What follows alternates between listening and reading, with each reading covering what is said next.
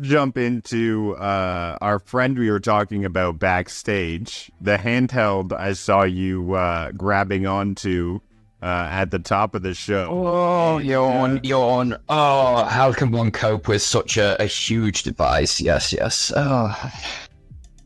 And your hometown, making it, hometown, it's an entire kingdom of United Nations. Hey, compared to you guys, I can understand you calling it a town. I think we fit into one of your towns. But you guys, but it's called the UK, and it's now the most popular gaming accessory right now, and that is the PS Portal. That's right, Astrobot strutting its stuff is on top and on board as numero uno.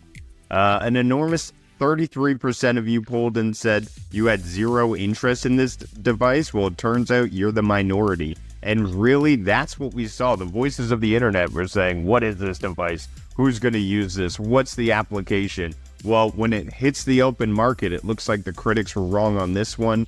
I want to say, before this device released, I said it was sexy. I said it was a damn good-looking device. And I think that's why it sold. Not from the back. No, it's more of a front presentation. Yes. Yeah. No. Front presentation. PS Portal, though.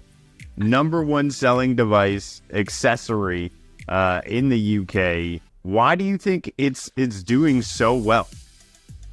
If you were to give some sort of insight into this. We have to be careful about saying such a definitive statement, because this information, this research, this form and chart that we are pulling this info from is based on revenue. And that doesn't mean it's the best selling accessory, because these things are out there, the actual DualSense controllers, but these things here in the UK, they cost £70 or £65. Whereas if you take this thing, the Portal, this costs £200. So to be top by revenue, it only needs to sell one of these to make up 2.5 of these. So it's not saying it is the best selling accessory for the PlayStation 5 or for consoles in general. It is saying by revenue, this is the highest seller. But that just means it's an expensive accessory. It's £200 per Portal that is sold. Whereas, say, your headsets are £100 or your controllers are £65. It does still mean it's selling well, because the DualSense Edge controller exists and the PlayStation VR 2 exists, both of which are more expensive than this. The DualSense Edge is £209, PlayStation VR 2 is £529 at full price. And even by revenue, this is outstripping those. So that still means it's selling quite a few. It's just a case of, it's not the whole story. You're hearing, oh, it's the top, but it's top by revenue. So we could have sold more DualSense controllers, but because they cost less, and you have to sell 2.5 of those to get to one Portal, the revenue split is different. So it's still incredibly impressive for a device that even now, we were talking before the show, mine gathers dust on a regular basis because I just don't use it enough. If I'm playing my PlayStation, I'm at home on my 4K OLED TV. Why would I bother playing it on such a small little handheld thing? There's no point to it. It just gathers dust left, right, and center. And I imagine there's a lot of other people who do as well. We were having a look at secondhand markets for these things before the show. They are incredibly readily available at cheap price points. We're talking like 120, 130, 140 pounds here in the UK, with a bunch of accessories with it, like protective cases and screen protectors and such. So yeah, it's an impressive stat to put out there, but we need to take it with a grain of salt and realize the reality behind it. It's just because it's an expensive accessory that is top of that particular chart. And I would say PlayStation is hitting it out of the park with their accessories. The DualSense Edge being one, I believe it was top selling accessory of the year at drop. The earbuds are very well performing. I can say so for myself, plugging them into the PS5. The End Zone ones, just high performance. So Accessory wise, really great. And yeah, the price keeps going up for these things, like you're saying. But it's interesting to see that you were talking about the price of the PS Portal. It's actually the same price as, the PS4. Very similar in price, almost within stretch distance. So now we see the PS5 reaching that 4 million mark, and it actually took longer than the PS4. But there's reasons for that, and it's like what you're saying, the cost keeps going up for these products. They're putting more into it. There's more happening behind the scenes in your box. They're having to put more hardware. I wonder when we'll hit that tipping point and then go back down into more of a cloud performing box, like we're seeing them introduce PS5 cloud streaming, because I don't think they can go in this direction forever and ever, making consoles more and more expensive.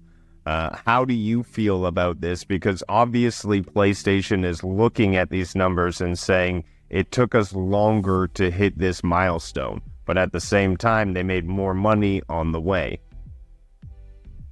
Yeah, the milestone, there's a lot of things that kind of happened to create that situation. This is the 4 million sold in the UK. A lot of UK-centric information coming out this last week, but I think we've just had like one of our annual, this is how companies have done within the UK. The 4 million, there's a lot of provisos to that one. It launched in the middle of COVID. It launched in the middle of a massive superconductor worldwide shortage, which the world still has not recovered from. This is why buying phones on pre-order, you might not get them on the day of release. This is why there are still not as many PlayStation 5s in the world and Xbox Series X's in the world as these companies expect that there should be, as the previous generation said they would track towards. But this generation has cost more. In fact, during the generational lifespan, the price of console, unlike every previous generation, where after 2 or 3 years the price has dropped, it's actually gone up. We started at the £450 mark for PlayStation 5s here in the UK at launch. I got mine for £450. I was lucky enough to get 2, so I was able to get one for a colleague that I was working with at the time, and he got his for £450 as well. And then 2 years into the lifespan, they increased the price of it up to £500. And then that just means they're making more revenue every time that they sell one of these things. Revenue isn't profits. We need to put that one out there. Revenue is just monetary flow, money going in, money going out. So yes, every sale of a PlayStation 5 is a higher amount of revenue, but it's not necessarily a higher amount of profit. I think it's a lot better than PlayStation 3, where they were losing billions upon billions per year by selling those consoles at $200, $300, $400, even $600 losses every time. But they've made more revenue from taking more time through some things completely outside of their control, with the superconductor shortage and the supply line issues. They've still taken more money in. So yeah, it's not like the PS5 is lagging behind the PS4. It's taken what, like 3 months longer to hit that 4 million mark here in the UK. Yeah, it's not long, but yeah, it's a lot more expensive console, and that means it's not exactly going to steam past the PlayStation 4 at any time soon, unless they can drastically drop the price. Or perhaps GTA 6. I always think that's going to be a big console mover. Could push it right past that mark. Only time will tell. However, we see weeks to reach 4 million. The PS5 is sitting at 192. While the PS4 is sitting at 161. So within reach.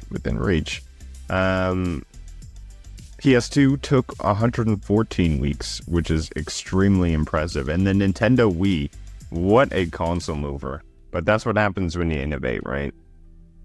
Yeah, you bring innovation, you do something different to the competition. The PS2 had a Linux partition in it as well, so you could actually run it as a Linux-based PC through your TV, which was great.